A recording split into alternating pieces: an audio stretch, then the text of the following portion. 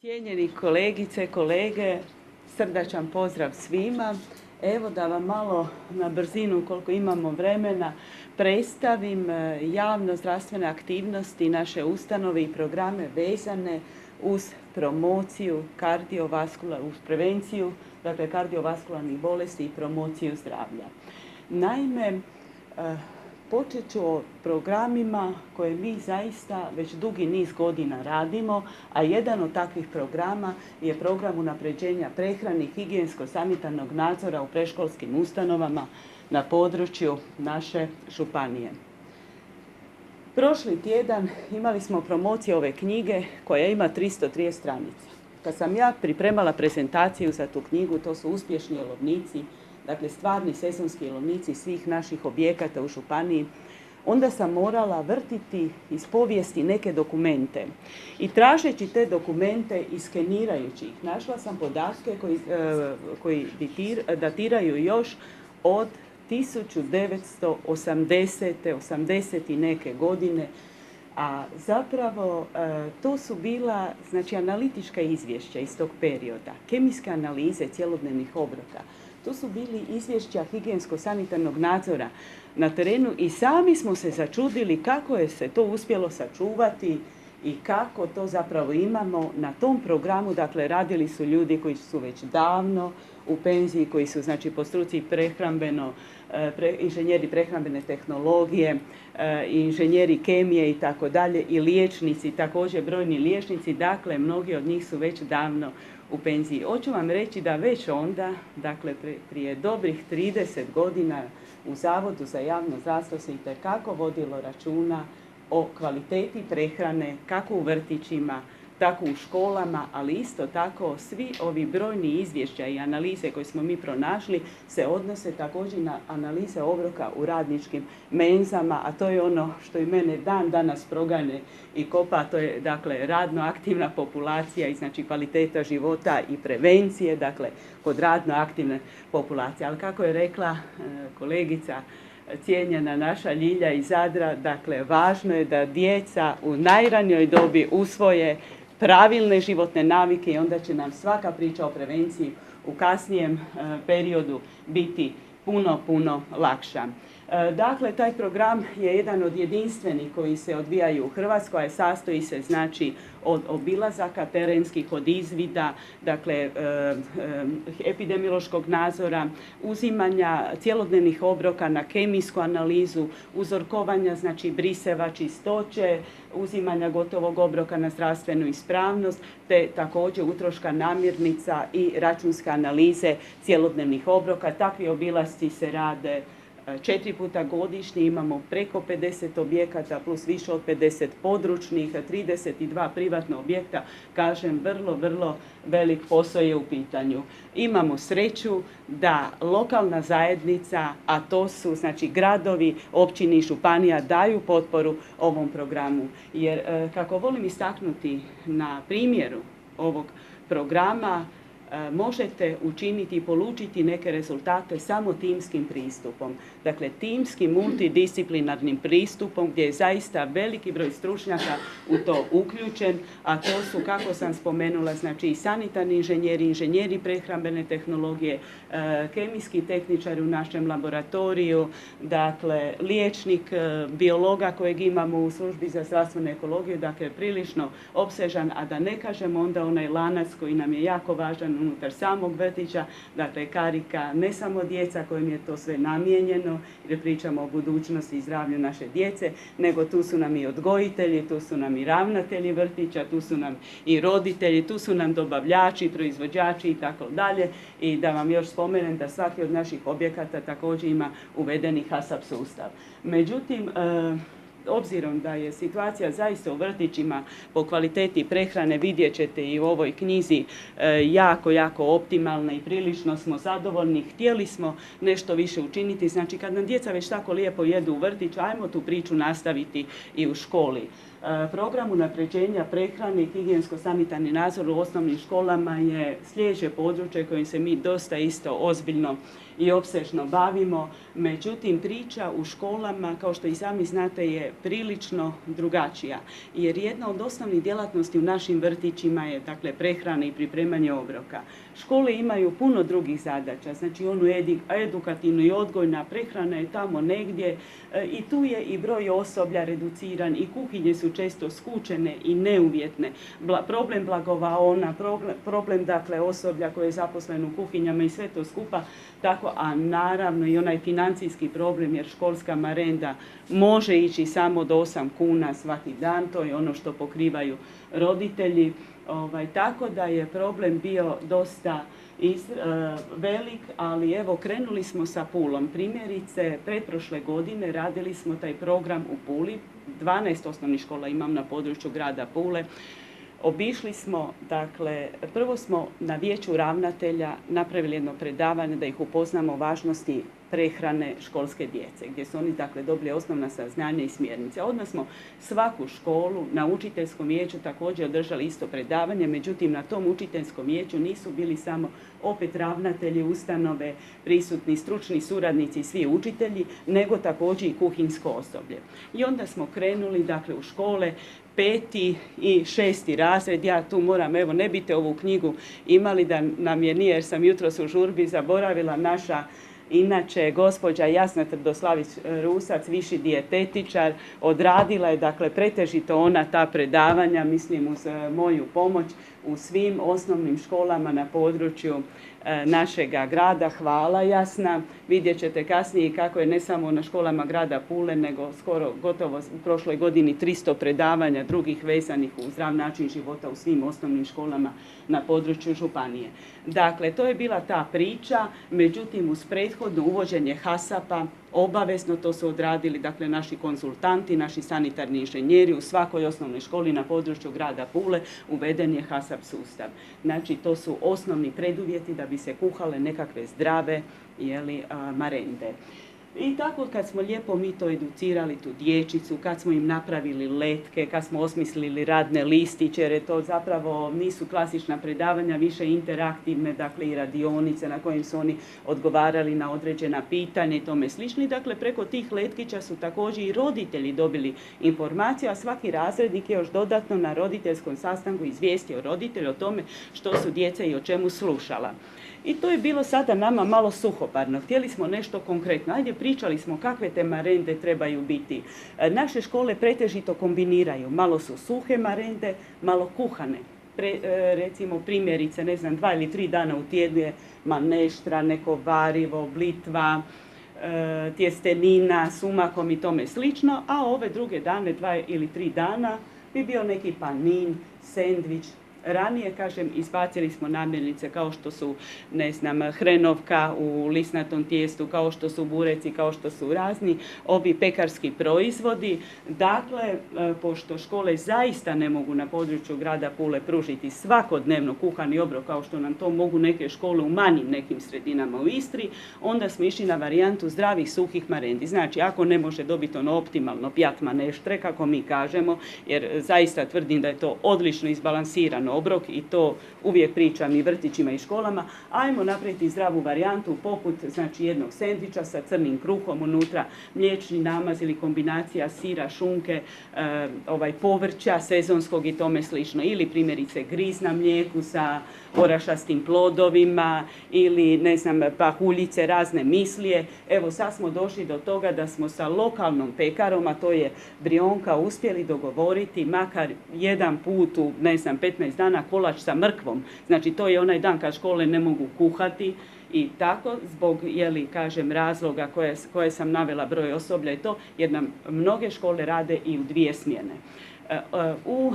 Prošle godine smo u 9. mjesecu, prvi tjedan početka školske godine, osmislili prezentaciju zdravih školskih marendi. To je bio posao koji je zaista bio ovako dosta konkretan i za organizirati složen. Okupili smo sve kuhare naših osnovnih škola na području Pule. Osmislili smo jelovnik, konkretno 5 je bilo primjera suhih jela, znači suhih marendi i 5 kuhanih, ali opet ovo naše tradicionalno, znači kuhano tipa maneštre, blitve, rižota, kajgane i tome slično. I onda smo to recimo pripremili u toj najvećoj školi Šijana na području našega grada, tako da ćete kasnije vidjeti kako to izgleda. Kuhari su bili presretni, naravno zvali smo predstavnike iz zdravih gradova i županije i drugih škola koji su se priključili i koji su bili jako, jako zadovoljni. Evo jedan recimo pročelnik za društvene djelatnosti jednog zdravog grada u Istri je rekao, kaže ja to isto želim u tom gradu. Znači pa smo poslije toga išli i primijenili taj program u tom gradu. Evo, edukativne radionice, može. Samo malo. Znači, edukativne radionice na temu zdravog životnog stila, to je ovo što sam prije spomenula, koja je naša jasna, znači vezana uz zdravi način života, uz promociju zdravlja, održala oko 300, dakle, predavanja na području cijele Istre. Kad su u pitanju osnovne škole, projekt Školski vrt, gdje je tako ovdje uključena naša Jasna Trdoslavić-Rusac i koja na uspješno provodi na terenu. Tako da ko je zainteresiran može je za to pitati. Naravno, opet se radi o promociji i pravilne prehrane i tjelesne aktivnosti ujedno, ali isto tako i edukacija ekološka, ne zdravi ekološki uzgoj. Program, evo to sam ispričala vam, dakle program promocije pravilne prehrane u školi. Vidite kako se zapravo radilo o prilično velikom broju 1200 djece. Znači, predavanja o rizičnim čimbenicima za nastanak kardiovaskularnih bolesti koje smo također provodili, to i za učenike, znači nastavnike medicinske škole. Tu su naši vrijedni suradnici, profesori, fizioterapeuti iz naše medicinske škole s kojom jako volimo surađivati. S njima smo na nečemu, oni su na nečemu i suradnici, a na nekim projektima su nam također i vrlo važni partneri. Onda isto tako suradnja, vidite, ne samo sa osnovnim školama i sa vrtićima, nego i sa srednjim školama, znači gimnazije, ponovo o prehrambenim potrebama adolescenata, te isto tako predavanje radionice o promociji zdravog načina života u osnovnim školama. Obilježavanje značajnih datuma, pa imali smo ih, bogme, pozamašno i u stvari to dosta sustavno i radimo i evo mogu vam reći stalno je nešto dolazilo, ajmo obilježiti ovo, ajmo obilježiti ono, pa se čovjek teško i snalazi u svemu tome.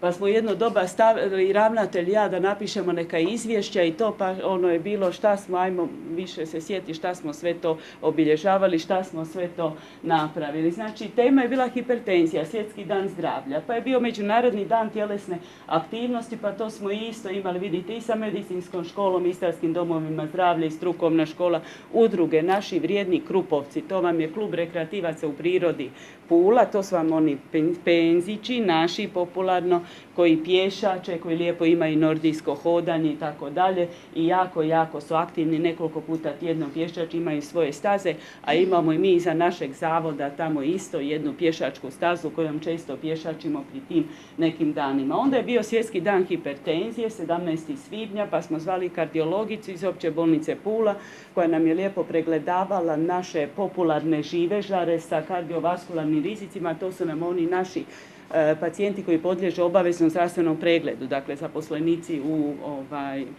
u turizmu pretežito.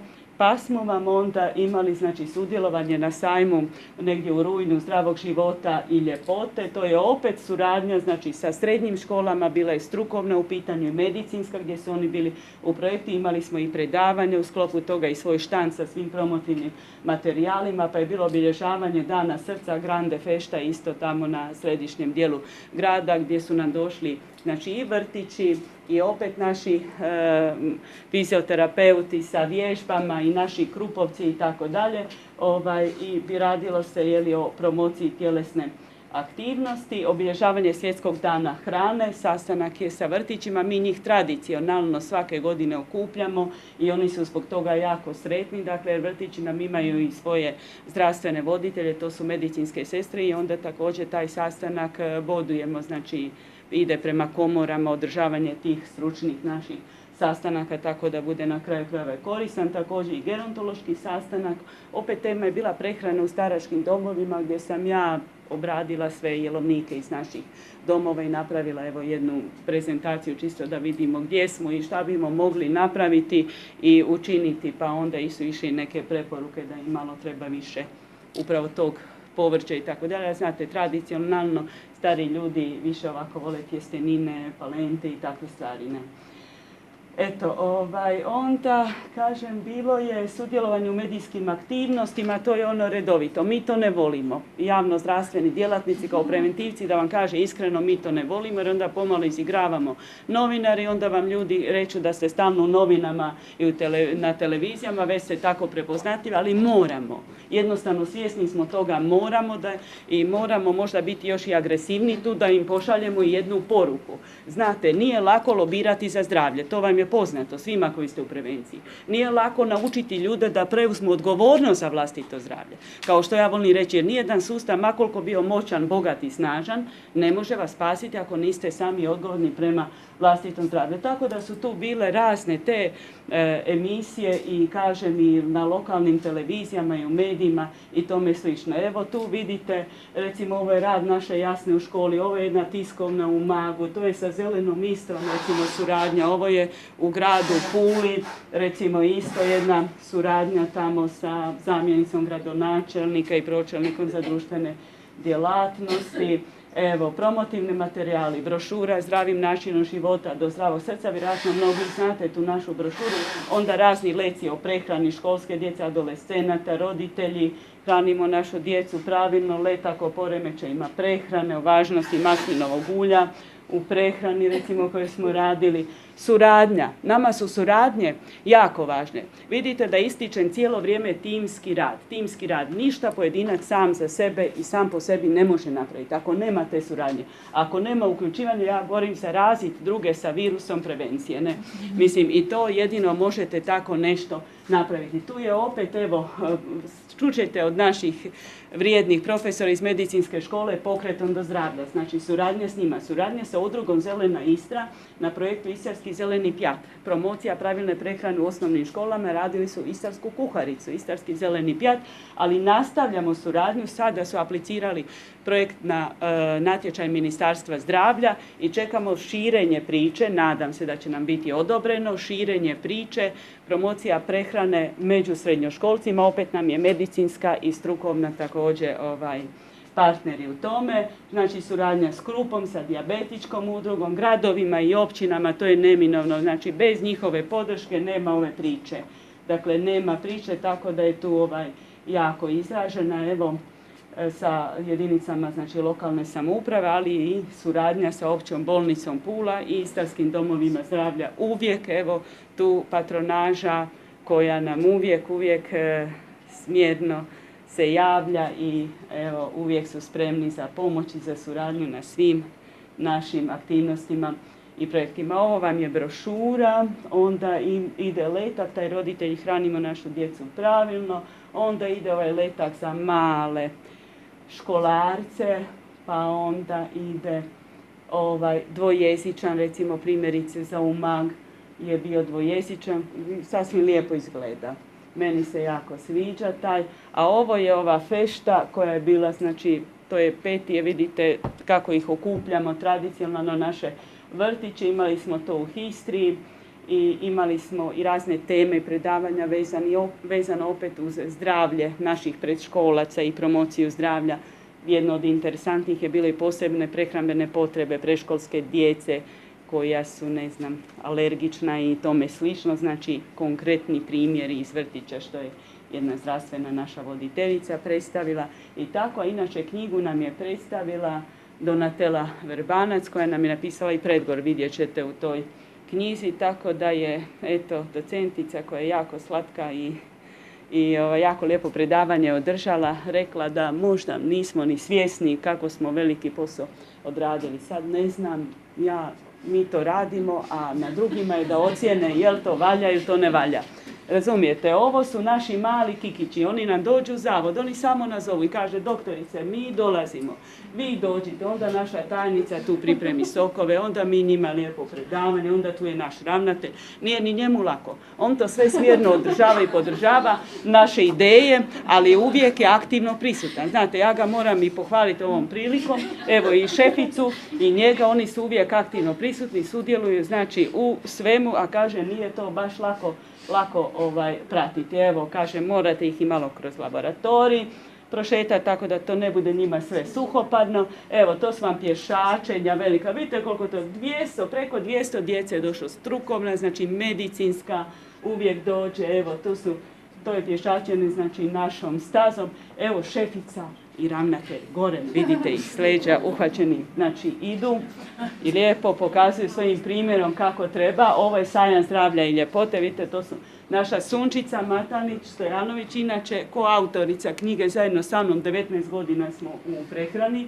i naša, evo, diplomirana sestra Ilijana Rudan, znači sa svim materijalima ovim vezani, jer mi radimo i nacionalne programe, znate. Mi radimo i nacionalne programe i onda su naše baze pacijenata i ljudi jako velike i onda mi jako dobro moramo znati s onim najmanjim do onih najstarijih, znate. A to nije baš jednostavno se prilagoditi, a telefoni su nam užarene linije. Evo, to isto naš ravnatelj predaje, znači ovo je ekipa za očevid, vidite, to smo na ovom sajmu zdravlja. Ne, to je bilo na svjetski dan srca. Tu smo, vidite, tu je zdravo voće, povrće, sve smo to stavili. Pogledajte ove malene. Znači, tu su bili i maleni, i naši fizioterapeuti, i krupovci, i svi su tu bili, vidite kako su vježbali. Ovi fizioterapeuti mladi i ovi mali tu vježbaju, vidite kako je to. Baš je bilo zgodno. Ovo je već kužina.